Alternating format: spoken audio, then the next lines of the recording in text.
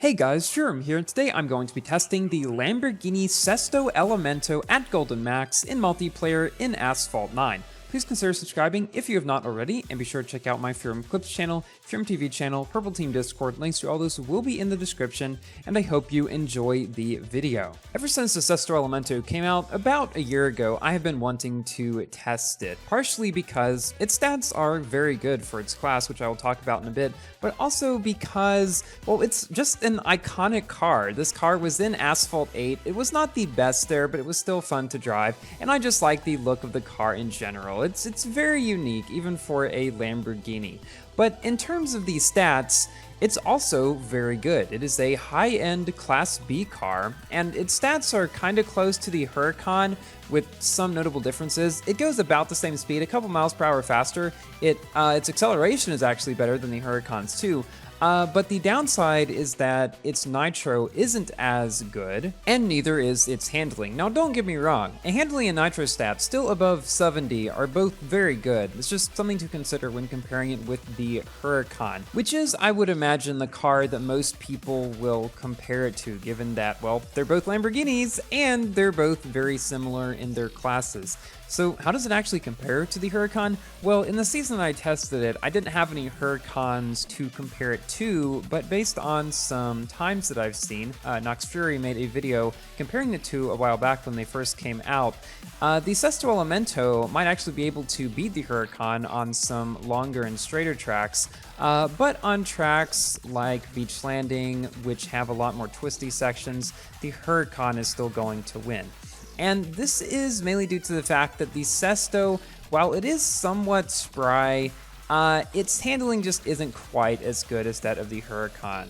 And that brings me to the one thing I noticed in this car that annoyed me a lot, and that is the Shockwave. This car, when in Shockwave, it acts like, I don't know, the Elise, or one of those cars that just does not turn in Shockwave, and yet it drifts really well. It's the most bizarre thing. This car drifts around corners easily, and in most nitro, and when you're not in nitro, the handling is pretty great. But once you get in Shockwave, you are not turning. And this was something that did take quite a while to get used to, and it is, I would say, the biggest downside to this car. Now, if you can get used to that, I would say there's really not a whole lot of downside to think of, other than the fact that while 224 is pretty decent for Class B, you're not going to be going nearly as fast as something like the F1LM or W12, so that is something to keep in mind. Now, the season where I tested this car was the CCXR season. I was driving this car against the likes of the CCXR, the Jesko, the Devo, and the new Countach in slipstream multiplayer. Now, this is not the kind of season where I would necessarily want to test this car because, as you guys know, slipstream seasons typically favor the higher top speed cars and ones with lower nitro efficiency, so it's prime hunting grounds for something like the Jesko or the CCXR, even the Devo really. But in a lot of cases, I was actually able to pull out some decent wins in the Sesto Elemento. And I think this was partially because I was testing this car in lower leagues. I wasn't in Master League, I was in Pro League for a lot of these races, which is still decent. It's not like I was in Rookie League or something, but that is something to keep in mind. The other thing is that a lot of times I was able to get very much ahead toward the beginning. Here, I almost hit that rock and went out, but thankfully I was able to get out of that. But yeah, I was able to get quite ahead in the beginning a lot of the time. Sometimes I was able to pull away from the other cars enough such that they wouldn't be able to get or grab onto my slipstream. Didn't always happen, as you can see in this race here, even on the Caribbean, which is a very good track for this car overall relatively. You know, the Jeskos and the CCXRs and everything are still going to be catching up to me throughout the race.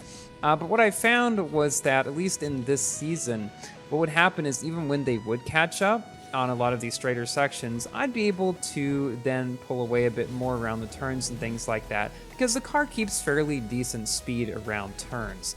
Now, if you were to get a track like Himalayas or Shen City or something that is a lot more straight and allows those cars to stay at their top speed more, this car would really have no chance against them. And that is why you will see most of the races in this video were recorded on tracks that were shorter, were twistier, and were ones that the Sesto Elemento would have a better chance on. Not all of them though. I mean, we did do decently with this car on Nile River in Scotland earlier in the video. Something I am interested to see is how the new Apollo Evo, which is also another high-end B-class car, will do against cars like the Huracan in multiplayer and in events. That car, I've mostly finished recording races, and that will most likely be the next video up on my channel in a few days or so stay on the lookout for that. That car goes 229 miles per hour, so a good 5 miles per hour faster than this one. And the rest of its stats are pretty good too. I think that it's maybe slightly more well-rounded in that it's slightly faster, and maybe the nitro and everything aren't quite as incredible as this car. Still a very good one though, and I'm curious to see how it will go. Oh, something else. I actually now have access, at least as of the current update, to test every single car in the game at Gold Max.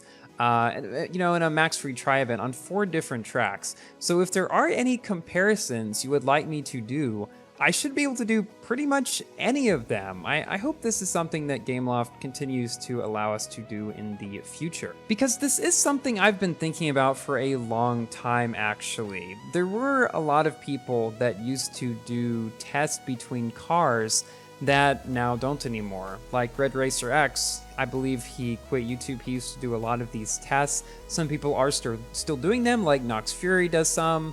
But I'm just wondering if that's another type of content you guys might be interested in seeing, especially if I continue to be able to use any car like this. So let me know. Multiplayer will of course still be my main focus, but maybe every once in a while be fun to switch it up a little bit. That would also give me a chance to practice my lap times a bit more. The other thing about the Evo is that it currently has a special event going on that I will not be able to complete. I'm going to try to get through it as much as I can, but probably not going to be able to get that car, which is okay. In good news though, I have managed to finally, after a very long time, 5-star my Valhalla through the Burst of Speed multi-packs. Now, I'm usually very hesitant with multi-packs because I've had very bad luck in the past. Speedtail, I'm looking at you. But this time I was able to 5-star the Valhalla with only a few thousand tokens spent, and I got a decent number of Devo blueprints as well. So you may see a video about the Valhalla at some point soon as well. Well, now it's time for my general review of the Sesto Elemento. It is a very good and high-end B-class car, very good for multiplayer especially, I would say.